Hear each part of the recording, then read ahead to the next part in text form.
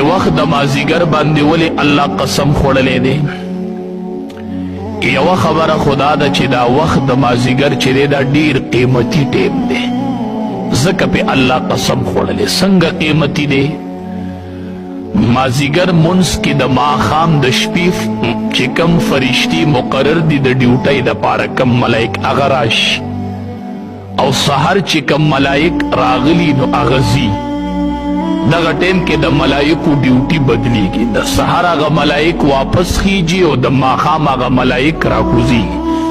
نو مازیګر مانځه کې دا دواړه جمع شي، نو سحر هغه بیا وخیجي او د مازیګر هغه خو راکوزي شوي، نو دا ډیر بهترین ټیم دی.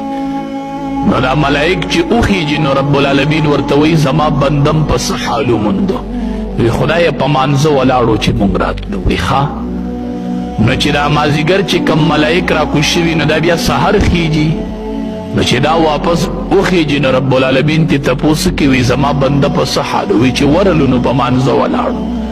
ناغه نورې چې خیجي ناغه ورته وی په مانځه ولاړو چې مونږ ورلو. ادي ورته وی چې هغه نورې ورته وی چې راختو نو دی په مانځه ولاړ، هغه نورې ورته وی چې ورلو نو په مانځه ولاړ.